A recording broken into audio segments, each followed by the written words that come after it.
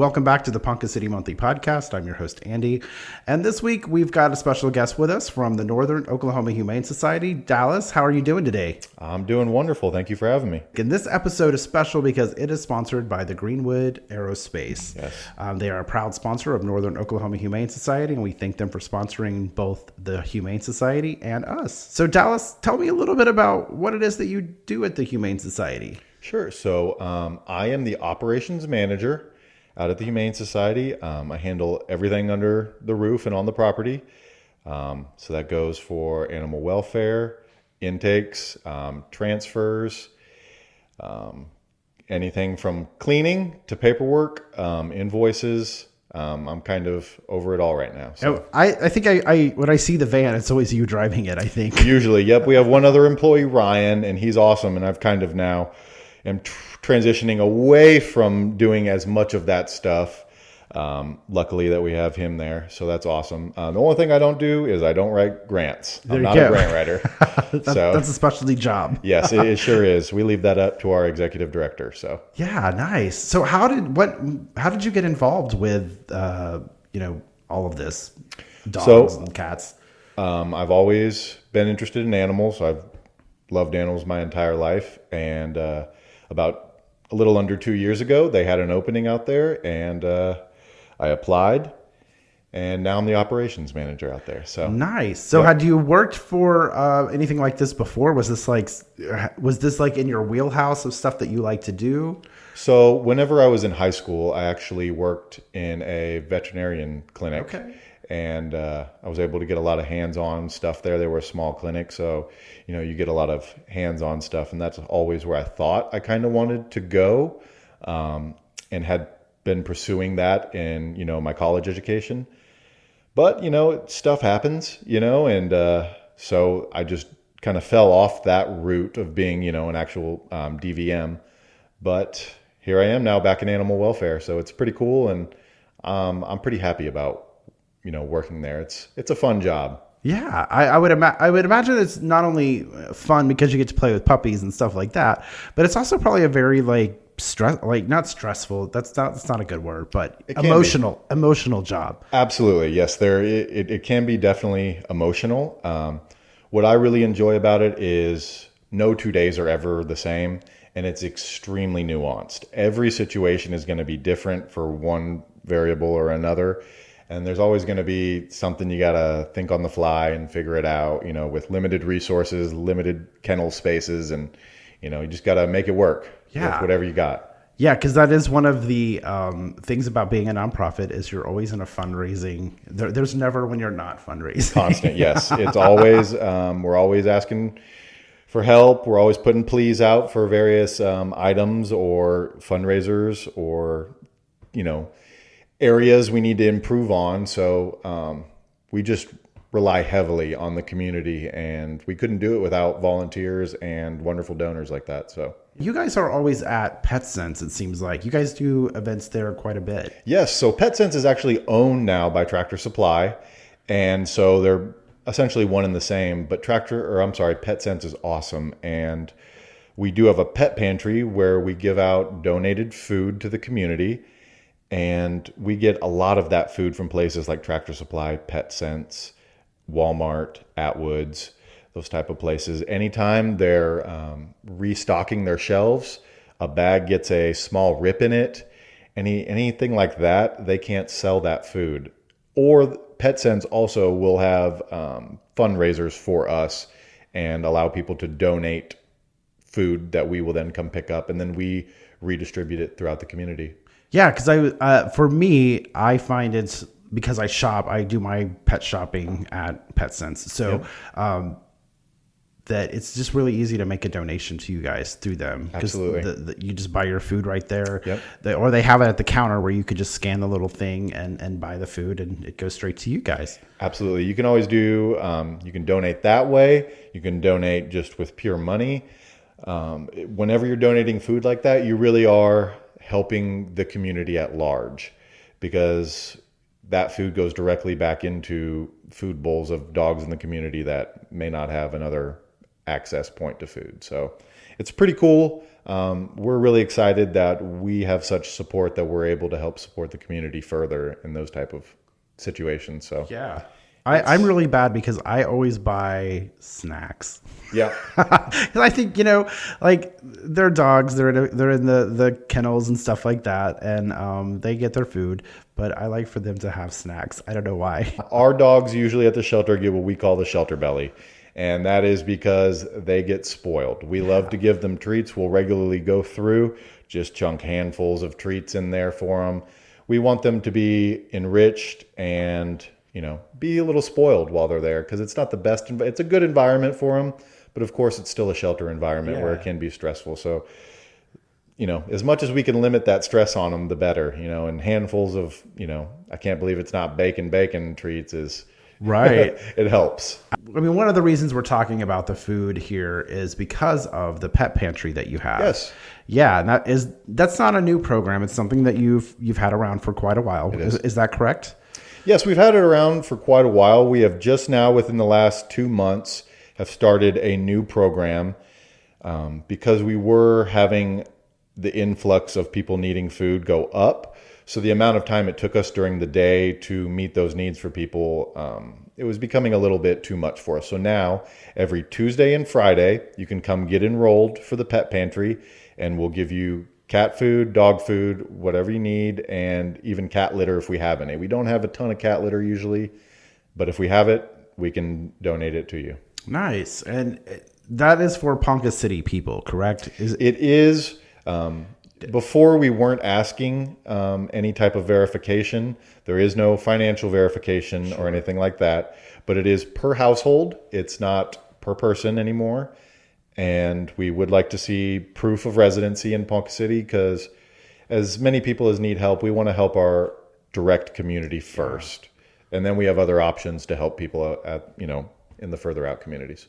Pet like hunger and stuff like that is just a big issue right now. And so while I'm sure you guys would love to help every single person on the planet, you do have limitations. And absolutely. Yeah. I think probably one of the hardest parts of this job is having to say no, whether that's to a person or to a dog at animal control when we go to pick one up and we have to leave another one behind. Yeah. So, and those are difficult conversations to have with people about why we can't get this dog versus that dog, or whatever the circumstance may be. But that's definitely a more difficult thing to have to do, is say no. So. Yeah, I would imagine so. And you mentioned briefly about a raffle. Tell me a little bit about the raffle you've got going on. Absolutely. So the raffle is pretty awesome. And I just want to talk about it a little bit. We are honored to recognize Chuck and Susie Greenwood, along with Greenwood Aerospace, as our legacy supporters of Northern Oklahoma Humane Society. The Greenwood family has played a vital role in our growth and long-term sustainability, and we are incredibly grateful to have them along with us as we look forward to the future. Thanks to their generosity, we are raffling off a 2023 Wildcat ATV donated by the Greenwoods as part of a major fundraiser. Tickets are just $100, and there's only 300 available. It's a great way to make a real impact on these animals at the shelter, and one lucky person is going to get this brand new ATV. It only has it's a Arctic Cat Wildcat XX Black Hills edition with only 2 miles on it. Wow. So it's essentially a brand new ATV that one of only 300 people are going to get chosen for. That's very cool. The Greenwoods, the Greenwood Aerospace donated that and did that for you guys. They've been a huge supporter. They support lots of things that you guys do. They have for a long time, and we are extremely grateful for all they've done for the shelter and all the animals in this community, because they really care about them. So the people that are listening are going to just immediately know what an ATV is, and they're going to know, but you and I had a debate. Yes. Yeah. So all the branding says ATV. What it is a 4-seat side-by-side. Nice. So that's one of these now in Ponca City that you can actually tag and drive around town. Okay. So, potentially you could have a new transportation to work every day. Very cool. Yeah. So get out there, buy your raffle tickets. They're only $100. There's only 3. Do you know how many you have left? I don't know. That's a surprise question. I haven't counted them, but there are still plenty to be had. Like I said, they're $100 a piece. There's only 300, and you can get those directly from NOKHS, or you can track down one of our wonderful board members, and they will also have them on hand. You can buy them from them. Yeah, so. And what days is the Humane Society open that you can pop in? Is that a surprise? So we are open Tuesday through Friday, 11 a.m. to 5 p.m., and Saturday, noon to 4 p.m. Sunday and Monday, we're closed. All right, so you can pop out there any of those times and buy those. I'm sure you'll have them at the different events that you guys do. Yes, we'll have them at, we're trying to get them out there. So at any event you see us out there, we will have them with us. So. And that program or that raffle wraps up. Do you know when it wraps up? Yeah, we're going to be drawing it on September 23rd, and we'll announce the winner. It's a misconception that people have because your name is Northern Oklahoma Humane Society. You are not part of the Humane Society umbrella. Correct. You're your own entity, right? Yes, we are our own privately funded organization that is a 501c3 nonprofit. We are not affiliated with the actual Humane Society, which is a large organization, and they generally work with municipalities. I know Houston has a huge Humane Society presence there, and we get a lot of calls for hoarding situations or animal abuse, neglect cases, and that's just something we don't do but can't do. Also, we don't have any authority to go onto people's property or file any charges or anything like that. So we have helped in certain instances whenever the owners are willing to allow us to help them. But besides that, we can't really do much. And we just don't have, unfortunately, the resources for us to be out there tackling these hoarding cases. Yeah. And I think the big thing there is that you don't have the Humane Society's financial resources. Yes. And so it's really important for our community to support. If they give money to Humane Society, that's fantastic, but that money doesn't come back here locally. Yes. Right. All the fundraising you do is local, and it's done through here. Any money we raise is going to go directly back into Northern Oklahoma Humane Society and help save the lives of animals in this community. Yeah. So, and there's a lot of them. Right before I came here, we had a car pull up right out in front, kick a dog out, and speed off. It happens pretty regularly, and we consider it extremely serious. Yeah. So it's not something we like to see, but it helps directly whenever you donate to us. So another type of donation that's really helpful to you guys is volunteers. Oh, yes. Because, you can't do everything yourself. Absolutely not. I wish I could, but I can't. And there's only so many hours in the day. But just like I'm sure most people from any other nonprofit would know, that we run off of volunteers. And we are always looking for volunteers to help in any capacity they want. I always say that whether you're 18 or 80, there is something you can do out there. Whether it's just sitting with cats, sitting with some puppies, helping us organize files, or end up walking dogs, or helping us clean kennels. There's always something to do. And we do also have a lot of community service members out there. And so if you have some community service that are for nonviolent offenses, you can come on out and we can definitely get you those hours. One of the things I joke and hear about is that, shelter pets are more loving. I have 2 shelter pets. Yes. Both of mine are. One of them, you can tell he was a shelter dog. He is appreciative of every little thing that happens to him. The other one is a total menace. She wild, crazy. I think that's exactly right. I think they're appreciative. And I think they've seen the other side. And I think they know they're somewhere better a lot of times.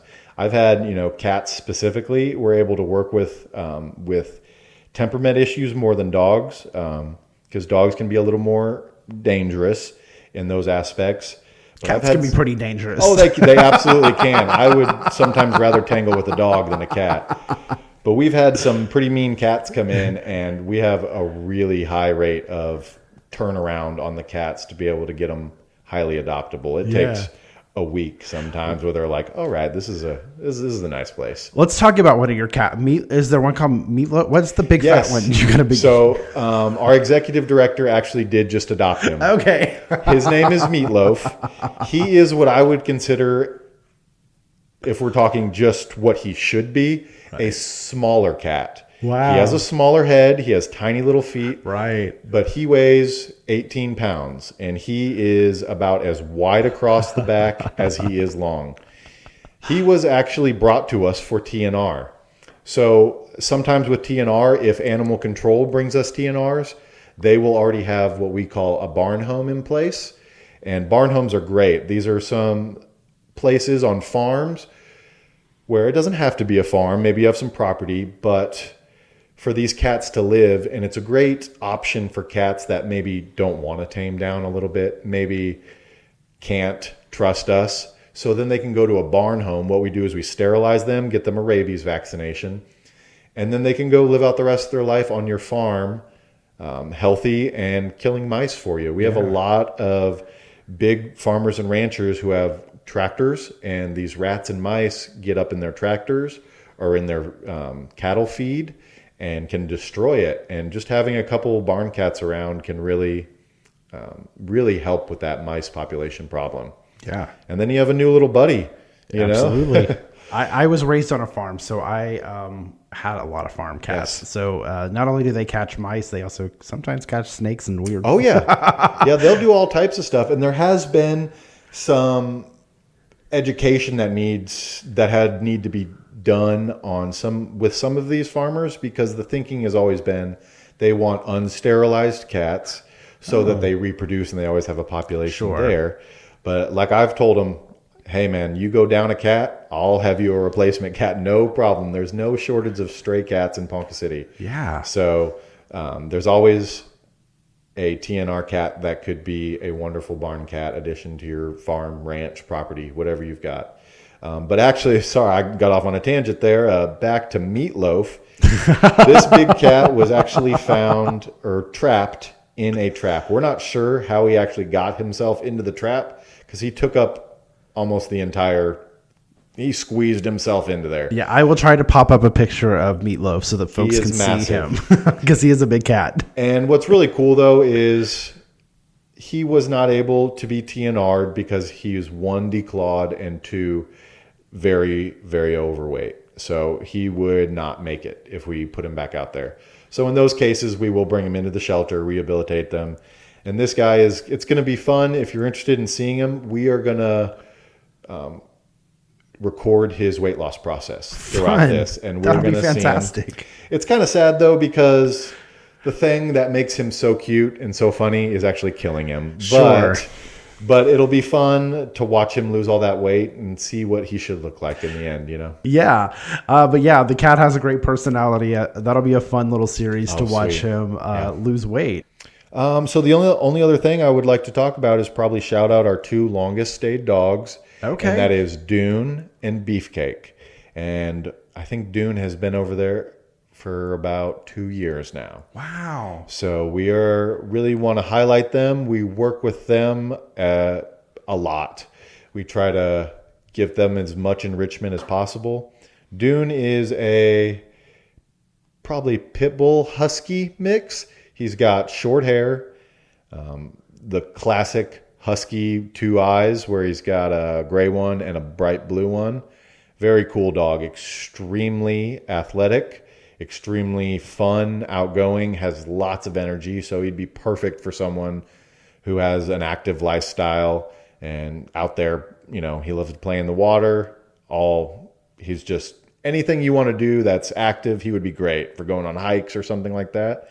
And then we have Beefcake, and he is probably about 90 pounds, and he is a pit bull, and he is just the sweetest big loaf of a dog ever. He was previously adopted, and when he came back, he was missing an eye. Oh, no. So he has 1 eye, and he has half a foot on his back foot. He's missing 2 toes. Oh, no. But he is just the sweetest big guy. I don't know.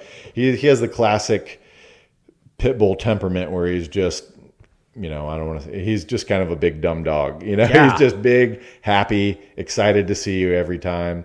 And there are 2 longest stayed dogs, so we're really focused on trying to get them into some forever homes. I have a pit bull, and he's the sweetest, most adorable. Absolutely.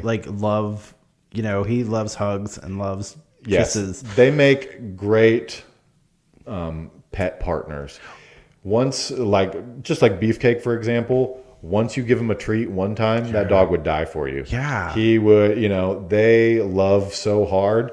And, I will admit that with pit bulls, they can have a strong prey drive. So it's with little things. Yeah. And I will say that both those dogs are not good with cats, unfortunately. So it would be better for a household that doesn't have cats. Maybe someone out there is allergic to cats, can't have a cat, and you're looking for a dog.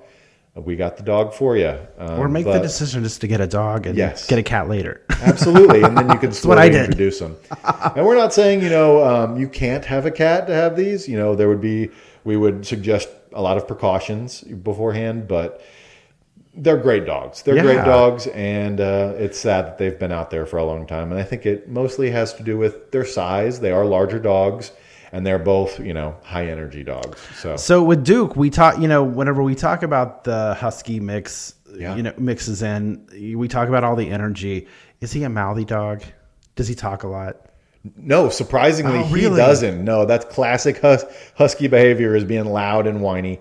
He doesn't talk, but he gets the zoomies like you've never seen before, just spinning like a top in a circle. Great dog. Because I wanted a husky really bad, but again, I'm one of those people that I only adopt dogs from the shelter, so there wasn't a selection. And so when my dog Maya came available, she was part husky, and I thought, sure. And the reason I wanted it was because I thought it would be cute to have a dog that's talkative. Oh yeah. Wow. What a bad idea. Yeah. Sometimes they're too talkative. And I have to admit, I am biased against huskies, and it's just due to their intelligence. Sure. Those type of dogs need constant mental draining. Yeah. Or they are getting into trouble, whether it be climbing fences or tearing up your stuff, or just like you said, talking constantly. They're very intelligent dogs, and a lot of people get them and stick them in their house and then wonder, man, why is my dog tearing up my couch or something? But these dogs, they've got so much going on upstairs that they just need to be engaged. And that is, I've chased down at least 4 huskies in my time just from trying to put them in their kennel. They know when you're onto them, and they'll dodge you and juke you out, and they're too smart for their own good a lot of times. That's what makes them very fun. It is. They make great dogs. If you're someone who's active and you're willing to put that time in with a dog, those type of active dogs are an excellent option for you. And I have to say, I am not super active, but I have enough activity to keep my husky where she is. Absolutely. Sometimes, like today, I didn't take him for a walk, and I know there's going to be a disaster when I get home. But she, just a simple walk is enough for them. I did strategically get her to play with my other dog. Okay. Yes. And he is just a big fat pit bull, and he hates her with a passion. Yeah, having a buddy for them absolutely helps a lot of times, just so they can wear each other out. Yeah, because I think. That's just, I know there's no real meaning to it, but to me, I think dogs need to have each other. And so if you're going to adopt one, adopt 2, because they need to have friends. Absolutely. Dogs are extremely social animals. And we all know, we know dog pack, they run in packs. And it's very important for them to have that social engagement with other dogs. Yeah. And it can be difficult sometimes if you want to, not have a second dog and you want to go find some other dogs to play with. Sometimes you take them to dog parks and other people aren't in the best control of their dogs. Sure. So it can be really good, but we have a lot of resources around here, like the AKC Kennel Club. We have a group in town. They do dog training and dog engagement events and all types of fun stuff. So those are good, healthy activities you can take your dog to interact with other dogs. And I did do that with my dogs. I took them out and got him so they could be around other dogs. Yeah. But man, my girl dog just likes to clobber him in the head every day. It's just, and that's how they play. And I think if I didn't have another dog, that would be me having to play. Yeah. And wow. You have to get down there with her and do it yourself. All right. Well, Dallas, thank you so much for coming in and spending some time with us and talking with us a little bit again. Again, we just want to mention that this episode is sponsored by Greenwood Aerospace, and they are a proud supporter of Northern Oklahoma Humane Society, and you should be a proud supporter of Northern Oklahoma Humane Society. You can find all that information on their website or go out to one of their great adoption events.